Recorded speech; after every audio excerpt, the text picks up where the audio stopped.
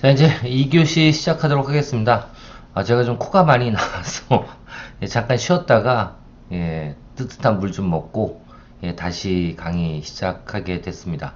자, 하여튼 여러분들도 지금 어떻게 보면 봄 꽃가루 알레르기가 많은 시기인데요. 하여튼 건강 유의하시고 또 학업에도 예, 임해 주시길 바라겠습니다.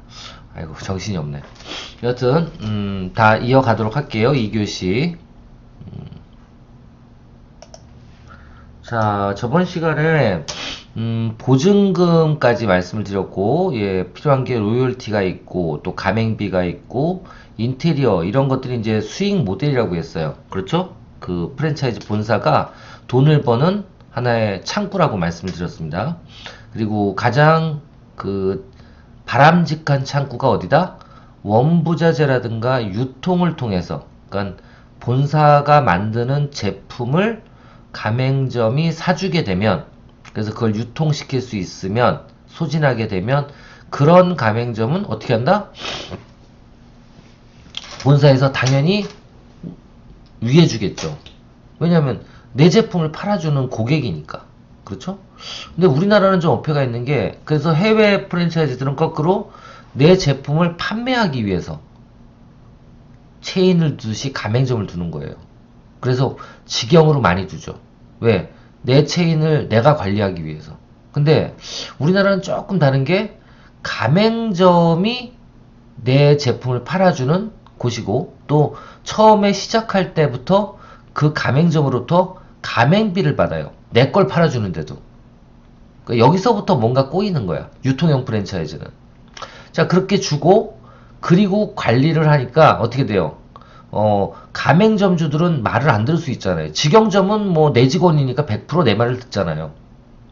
그 글로벌 프랜차이즈 같은 경우엔. 근데 이 우리나라 프랜차이즈들은 가맹점주가 다 각양각색 자기들의 목적을 위해서 살아가시는 분들이기 때문에 본사한테 말을 듣는 게 아니라 본사가 어떤 권리를 쥐고 있어야지. 그죠? 뭔가 너 나가면 알아서 해 하는 어떤 손해를 줄 수 있는 걸 쥐고 있어야 되는데 솔직히 그런 건 거의 없어요. 또 가맹점이 거꾸로 내가 가맹 탈퇴할 거야. 그럼 막을 수 있는 방법이 없어요.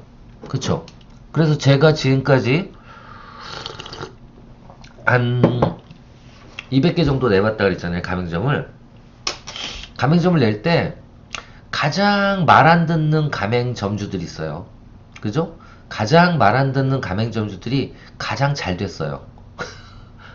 어폐가 있죠? 그쵸? 프랜차이즈 본사 말 안 듣는 가맹점들이 훨씬 더 잘 되더라고요. 희한하지? 그게 왜 그럴까요? 맞습니다. 기업가 정신을 가지고 활동을 하려면 프랜차이즈 본사의 말을 안 듣는 게 맞아. 그죠? 왜? 본사보다 더 아이디어도 많고 차별화된 어떤 제품을 내 메뉴에 집어넣고 싶은 사람도 있잖아요. 그죠? 근데 프랜차이즈 본사는 뭐야? 내 거만 계속 쓰라 그래. 음. 내 거만 써야 되는 거잖아. 그죠? 원래 동일성도 그렇지만 내 제품을 판매를 해야 되니까. 그래서 이런 어떤 조금은 이제 딜레마적인 부분들이 생기기 시작할 거예요. 여러분들도 이제 이 강의를 계속 듣다 보면. 여하튼 이런 부분들도 있고요. 또 피해야 되는 그 프랜차이즈 중에 하나가 뭐냐면 이런 부동산형 수익 모델을 가지고 있는 프랜차이즈들도 있어요. 그러니까 예를 들면 뭐 가장 그 나쁜 프랜차이즈들은 어떤 게 있냐면 거꾸로 자기가 좋은 자리를 먼저 확보해. 그럴 수 있습니다. 예, 자기가 좋은 자리를 먼저 확보해서 입지가 좋은 데를 확보해서 거꾸로 그 자리에 권리금이라든가 이런 거를 없애버리고 그 조건으로 누가 그 실제적인 가맹점주가 들어올 수 있게, 그러니까 자리가 좋으니까 어쩔 수 없이 계약할 수 있게끔 만드는 어떤 프랜차이즈들. 그런데도 뭐가 있어요? 권리금을 줄 수 있도록 또 부동산 애들하고 결탁이 되어 있는 프랜차이즈들도 있어요. 그러니까 뭐 정확하게 모르겠는데 지금은 예전엔 그런 게 많았어요. 제가 프랜차이즈 사업을 할 때는. 그러니까 예를 들면 이런 거죠. 옛날에 보면 임대차 보호법이, 지금도 좀 임대차 보호법이 약해요. 아주 약해요. 특히 상가 임대차 보호법은 너무 많이 약해요. 그러니까 이런 게 있죠. 만약에 아주 좋은 자리에 권리금이 1억 정도 있다. 그리고 보증금이 1억이다. 그리고 월세는 500이다. 예를 드는 거예요. 권리금이 1억이고 바닥 권리가, 그리고 보증금이 1억인데 월세가 500인 가게. 예를 드는 거예요. 이런 가게라면 이걸 뭐라 그러냐, 전세 환산가라 그래요. 이런 거 한번 알아두세요.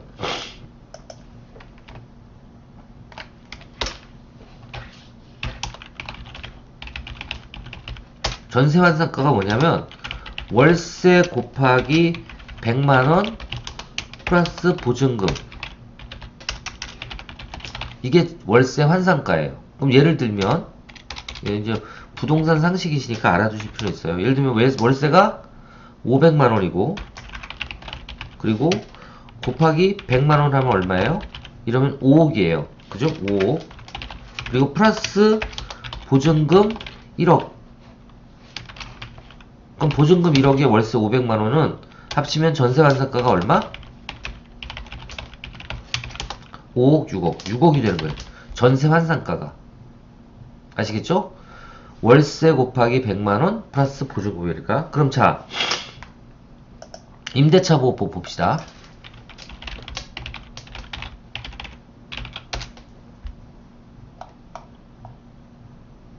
상가 임대차 보호법. 이 전세 사기가 이런 걸 몰라서 전세 사기를 당하는 거예요. 자, 봅시다. 상가 임대차 보호법을 보니까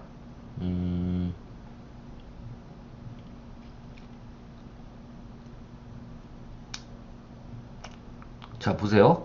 일단 상가 임대차 보호법에 보면 소액 임차인의 최우선 변제권. 최우선 변제권이 뭐예요? 최우선 변제권이 경매를 당하더라도 사업자 등록증을 먼저 내고 신고를 했으면 저 후순이라도 먼저 대출한 어떤 은행권보다도 먼저 보증금을 반환해 주겠다, 그 소리예요. 그게 얼마? 예, 소액 임차인은 6,500만원 이하, 보증금 6,500만원 이하예요. 그러니까 지금같이 보증금 1억이다, 이거 해당 안 돼. 아시겠죠? 1억 정도 보증금이 된다? 해당 안 돼요. 또 그 밖의 지역, 그러니까 예를 들면 서울특별시 외에 다른 지역은 보증금 3천만원 이하면은 최우선 변제권 인정이 안 된다는 소리야. 이런 게 있다니까요. 그러니까 다 인정되는 게 아니에요. 또 밑으로 내려보면 왜 안 내려가?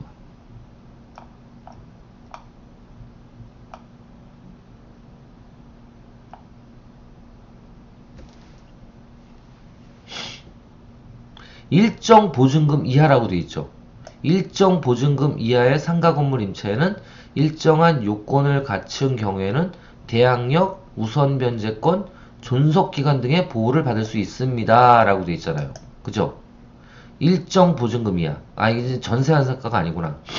옛날엔 전세 환산가로 따졌거든요. 자, 상가 임대차 보호법 더 세부적으로 한번 들어가 볼게요.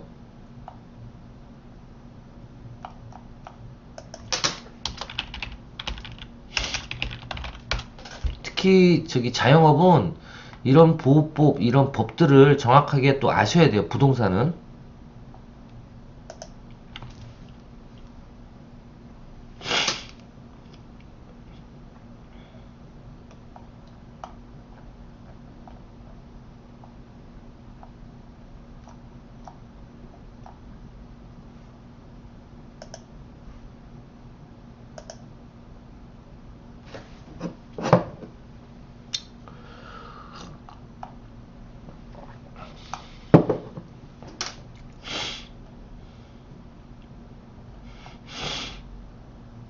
나오네요.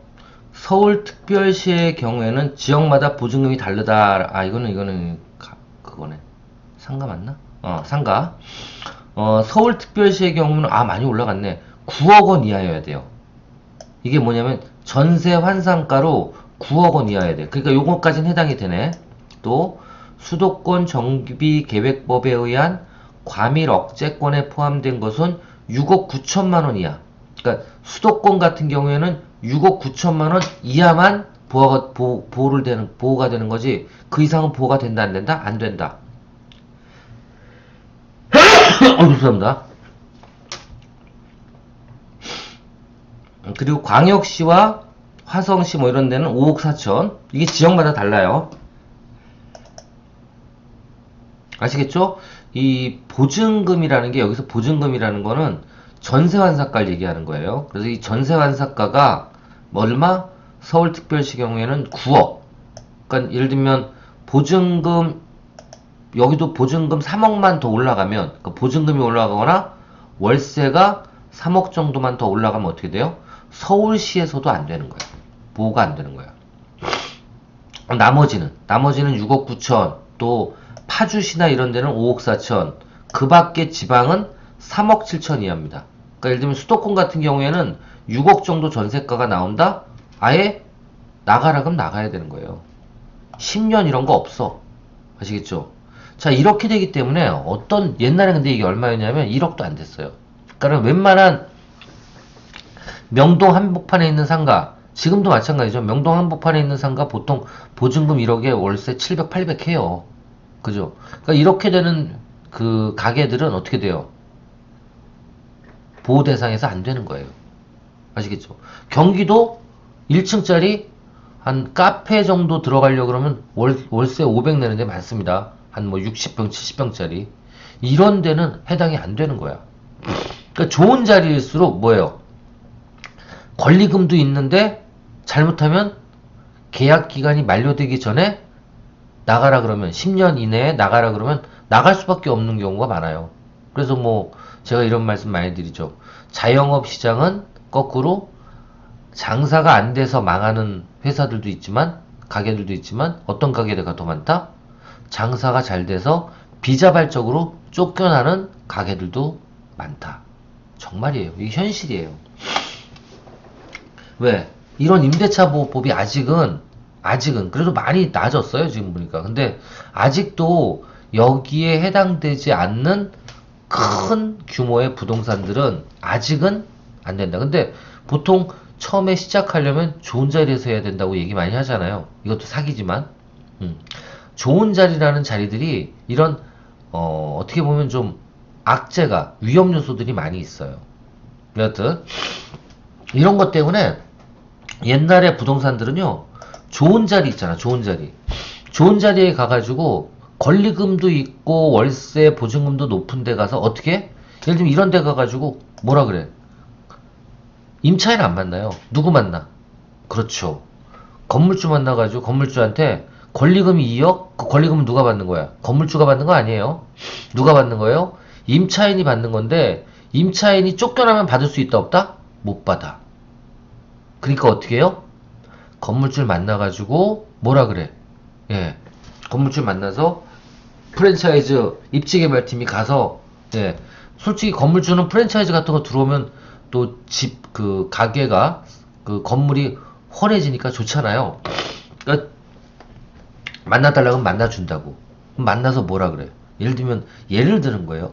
맥도날드 정도에 되는 아니 롯데리아 정도 되는 그 입지개발팀이 건물주 찾아가서 내가 여기다가 롯데리아 집어넣으려고 그러는데 한번 만나봐줘. 그럼 싫어해요?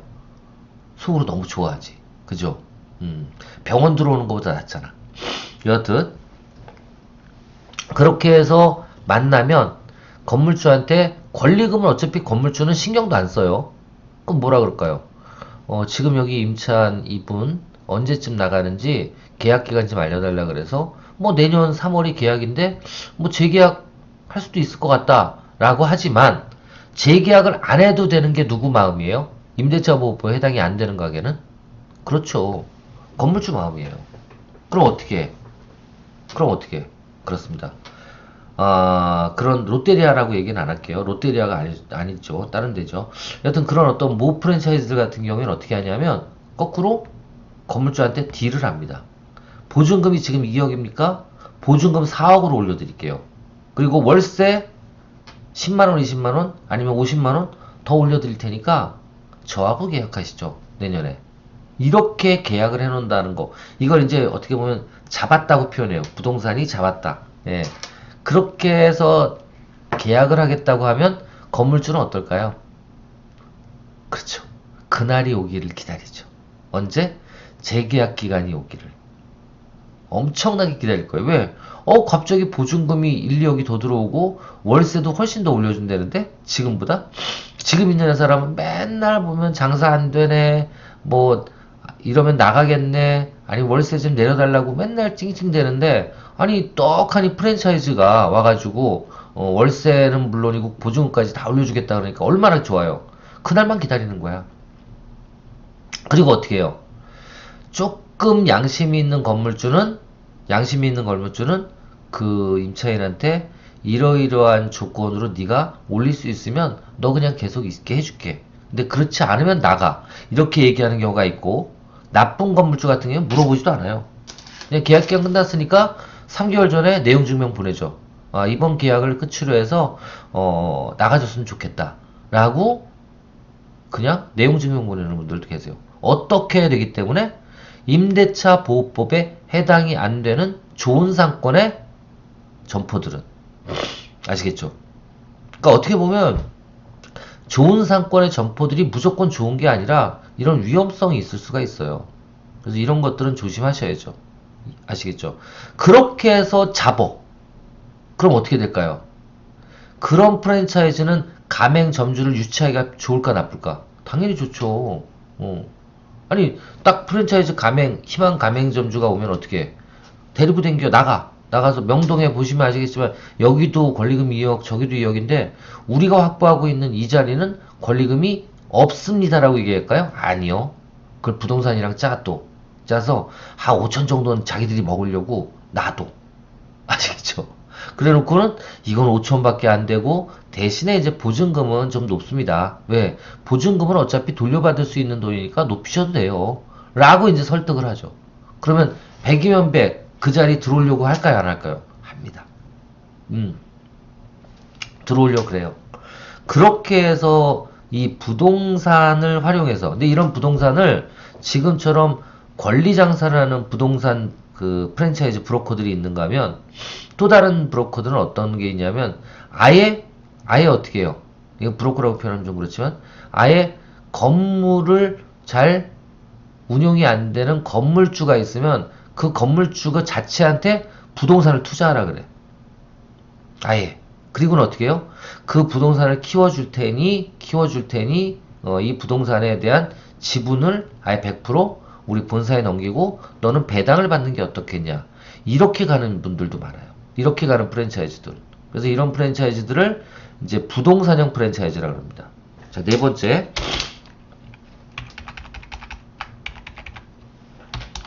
자, 프랜차이즈 유형이에요. 프랜차이즈 유형은 어떤 게 있다고요? 맞습니다. 첫 번째는 유통, 체인형 프랜차이즈가 있는가 하면, 두 번째 프랜차이즈는 뭐냐면 부동산형 프랜차이즈가 있어요. 아시겠죠? 그래서 이런 여러 가지 수익 모델들이 있는데 여러분들은 어떤 그 프랜차이즈를 만약 만나시면 그 검토를 하실 때 어떤 수익 모델을 가져가는 유형의 프랜차이즈인지 파악을 하시고, 말씀드린 것처럼 유통 프랜차이즈 같은 경우에는 추천해 드립니다. 저는. 근데 부동산형 프랜차이즈 글쎄요, 모르겠습니다. 사기가 될 수도 있고 아닐 수도 있죠. 여하튼 제 생각엔 이런 권리 장사를 하는 프랜차이즈들은 이건 안 좋아요. 근데 보시면 아시겠지만 프랜차이즈 그 가맹 상담하다 보면 꼭 입지개발팀이 따로 붙어요. 왜? 자리를 먼저 봐야 될 거 아니에요. 그래서 이런 분들한테 잘 협의를 해보고, 그리고 그 사람이 어떤 그 행동을 취하는지를 파악하면서 프랜차이즈 가맹점 창업을 검토할 필요가 있지 않을까, 그렇게 생각이 됩니다. 자, 이제 조금 더 들어가 볼게요. 제가 말씀드린 것처럼 프랜차이즈든 사업이든 뭘 해야 된다? 상대방의 수익이 어떤 부분을 차지하는지를 확인해야 된다 그랬어요. 자, 한번 보겠습니다. 이게 이제 프랜차이즈 생명주기라 그래요. 생명주기 곡선. 세 개 중에 어떤 걸지 한번 여러분들 찍어보세요. 자, 1번은 가맹점이 처음에는 거의 안 생기다가 갑자기 많아지고 어느 순간부터는 월별 가맹점 모집수가 동일하게 되더니 점점 줄어들어. 한 달에 10개 만들다가 그다음에 9개 만들고 5개 만들고 쭉쭉쭉 내려가서 언제는 한 몇 년이 지나면 이제 가맹점이 더 이상 안 생겨. 이게 맞는 거겠죠? 이게 1번이. 이거 아니죠, 이건 아닐 거야. 그죠? 계속적으로 가맹점이 늘어갈 수 있다, 없다? 그럴 순 없어요. 왜? 이렇게 되면 상권 보호를 전혀 안 해주는 거야. 저도 그러고 싶었어요. 저도 해보니까 한 70평짜리인데 저희 7, 80평짜리예요. 제 평균 그 가맹점 크기가. 근데 그 가맹점을 오픈을 시키다 보니까 한 4, 5년 후에 200개가 되는 순간 가만히 보니까 우리나라 전국 방방곡곡에 안 들어가 있는 데가 없는 거야. 더 이상 낼 데가 없는 거예요. 쉽게 얘기하면. 내 양심을 속이기 전에. 그러니까 뭐냐면 A라는 상권은 이 정도면 충분해. 한 개의 가맹점이 충분하게 커버할 수 있어. 만약에 거기에 이런 것도 있습니다. 70% 법칙.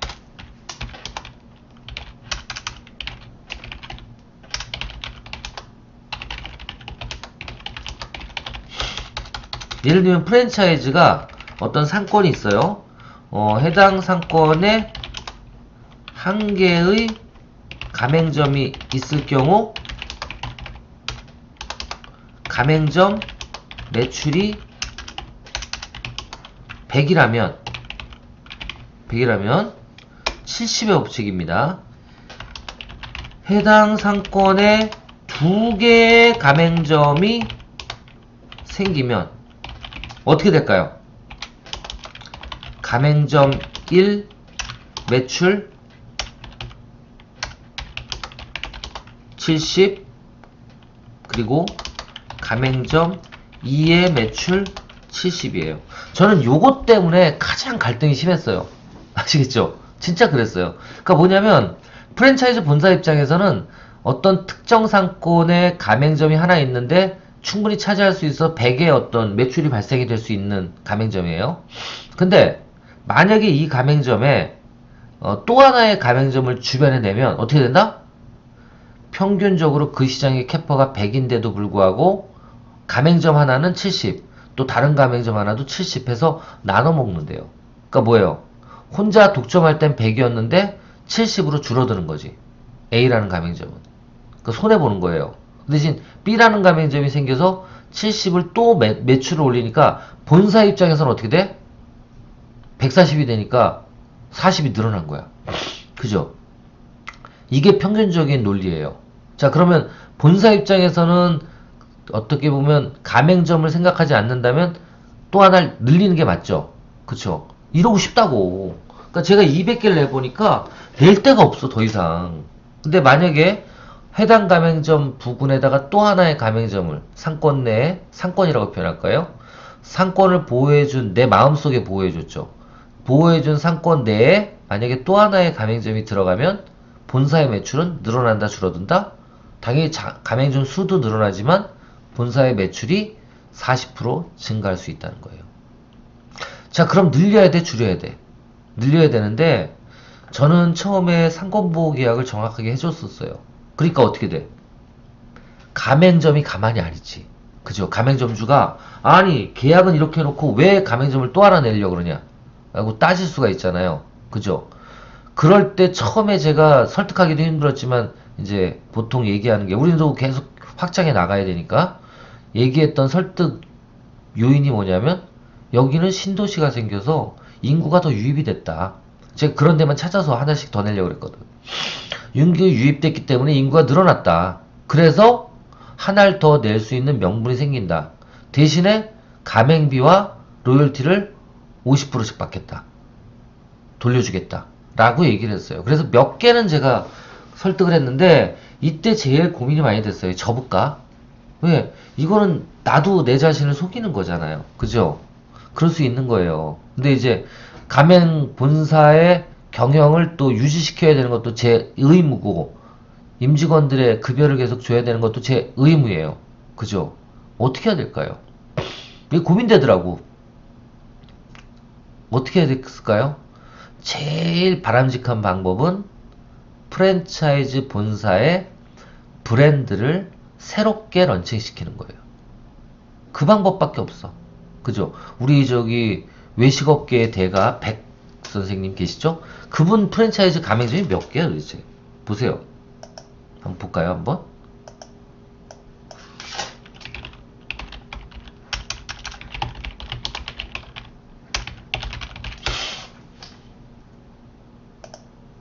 공식 창업센터. 그렇죠.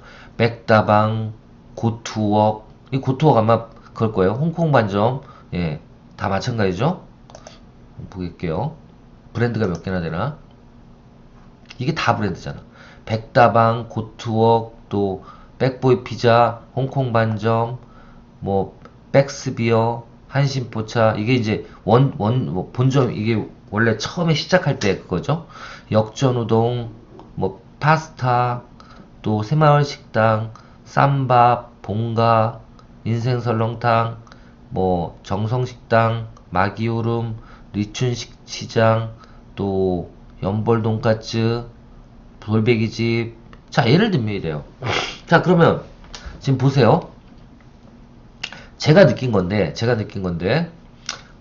저도 그랬어요. 비어 플러스를 만들고 그 다음에 뭘 만들었냐면 비어 잭을 만들 때 컨셉은 다르지만 더 차별화된 게 후발주자예요. 그러니까 더 고객 지향적이야. 그러니까 처음에는 패밀리 레스토랑형 안주를 지향하자 해서 만들었고요. 그 다음에 만든 거는 패밀리 레스토랑 쪽에서 이태리 피자라든가 조금은 더 좀 프렌디한 그런 그 패밀리 레스토랑의 요리 주점이라고도 이제 표현했죠. 그런 요리들을 제공하는 서양 요리들을 제공하는 그런 프랜차이즈로 바꿨어요. 그렇게 했으니까 어떻게 해요? 이제 옆집에다 꽂을 수 있는 거야. 그렇잖아요. 옆집에다 넣어도 돼. 상권볼걸 해줄 수 있는 필요가 없잖아. 새로운 브랜드니까. 근데 넣으면 어떻게 되느냐? 넣으면 재밌는 게 동종업종이니까 경쟁이라는 동종업종이에요. 예를 들면 생배추 전문점이랑 똑같이 일단 백종원 선생님 거 한번 볼까요? 이 고투웍도 뭐예요? 중식이에요. 중식. 홍콩 반점 중식이에요. 정통 중식. 예, 약간 이건 캐주얼 중식인가 보네. 예, 중식. 그리고 또 밑으로 내려보면 이것도 중식이야. 리춘시장도. 그죠? 이것도 중식이고. 세 개가 다 중식이에요. 그러면 제일 처음에 만들어졌던 이거 옆에 이게 들어간다면 누가 이기겠어요? 얘가 이긴다고. 그럼 얘 매출이 떨어질 수밖에 없어요. 또 이게 들어가서 포화가 됐는데 만약에 이런 게 들어간다? 또 이게 또 장악을 할 수 있어. 결론은 뭐예요? 가맹점주들은 라이프 사이클이 분명히 생긴다. 어떤 라이프 사이클이? 지금 보여드리는 이런 라이프 사이클이 생겨요. 그러니까 뭐예요? 가맹점이 점점 줄어들고, 아니 가맹점의 그 증가 속도가 줄어들면 그 가맹점의 속된 말로 그 본사 입장에서 단물이 다 빠진 거잖아. 그러면 어떤 가맹점은 단물이 다 빠져도 계속적으로 관리를 해줄까? 새로운 프랜차이즈 브랜드에 더 신경을 안 쓰고. 그게 유통형 프랜차이즈예요. 이 기존에 있던 가맹점들 200개가 다 내 제품만 계속적으로 공급받아서 판매할 수 있다고 확인이 되면 거기에도 계속적인 투자를 하게 돼 있어요. 근데 그렇지 않다. 그럼 어떻게 돼? 버릴 수 있죠. 네, 진짜 그렇습니다. 버릴 수 있어요. 로열티 안 받을게. 그리고 나 몰라. 라고 할 수 있다 없다? 있을 수도 있습니다. 예. 그래서 요즘에 이제 나중에 시간이 되면 보여드리겠지만 소상공인 시장진흥공단이라든가 이런 쪽에서는 프랜차이즈 본사가 상생의 어떤 사업 모델을 제시하면 어떻게 한다? 지원을 팍팍 해줘요. 본사한테. 제발 좀 가맹점들이랑 같이 가라고. 그런 부분들도 있습니다. 그래서 지금 이거에 대한 정답은 결국은 요 빨간색이에요. 절대 이렇게 유지가 되지도 않고 계속적으로 증가가 되지 않고 하나의 브랜드는 어느 순간은 꺾여서 더 이상 뭐예요? 가맹점이 늘어나지 않는 상황이 발생이 됩니다. 자, 이렇게 됐을 경우에 아까 제가 여기 검정색으로 표시해놨고 흰색으로 표시해놓은 거 있죠. 이게 뭐냐면 가맹점이 늘어나면 늘어날수록 뭐가 늘어나? 수익이 늘어나는 그런 어떤 수익 모델은 요 세 가지예요. 로열티, 원부자재 납품, 부동산. 그래서 요거는 부동산도 권리부동산이 아니라 권리형 부동산이 아니라 무슨 부동산은 말씀드린 것처럼 배당을 받는 부동산 투자형 부동산. 그러니까 건물이라든가 가맹점이 들어갈 만한 건물을 가지고 있는 사람이 그 건물을 투자할 때 이런 투자형 부동산은 부동산형 프랜차이즈, 로열티형 프랜차이즈, 원부자재 납품형 프랜차이즈는 어떻게 해요? 가맹점이 많아지면 많아질수록 어떻게 돼? 확실히 수익이 계속적으로 증가하죠. 그러다가 가맹점이 더 이상 안 늘어나면 수익이 떨어지는 게 아니라 유지가 되지. 그죠? 그러니까 이렇게 된다고. 변동비 수익 모델이 주인 프랜차이즈들은 어느 순간부터 더 늘어나진 않을 수 있지만 어떻게 돼? 유지가 돼. 근데 어떤 프랜차이즈? 이런 프랜차이즈.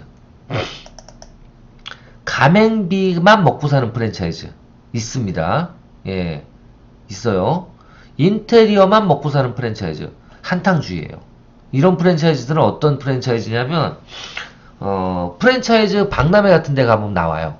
어떻게 나오냐면 프랜차이즈 가맹점에 가면 그 대표는 뭐 하냐면 아이템 사냥꾼들이야.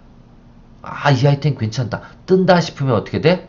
그 아이템을 식자재 업체 하나 불러다가 야 메뉴 만들어. 또 브랜드 상표 등록만 딱 해. 딱 하고 또 어떻게 인테리어 업체들 쫙 불러가지고 야 얼마에 칠 수 있어? 100만원? 오케이. 내가 150 받을 테니까 너한테 120 주고 30은 나한테 줘. 이런 식으로 뭐예요? 싹 다 외부에서 움직일 수 있게만 틀만 짜놓고 가맹점 모집하는 거야. 영업사원들이. 영업사원들도 뭐야? 100% 인센티브 사원들이야. 그래서 야 하나 모집하면 가맹비 500% 줄게. 뭐 이런 분들. 아니 50% 줄게. 이렇게 해서 사업을 운영하는 프랜차이즈들이 있다 없다? 있다. 이런 프랜차이즈의 공통점. 프랜차이즈 박람회에 가면 잠깐만요. 잠깐 쉬었다 할게요. 박람회에 가면 잠깐 쉬었다. 예, 지금 벌써 32분이니까 끊었다가 저 이어서 할게요.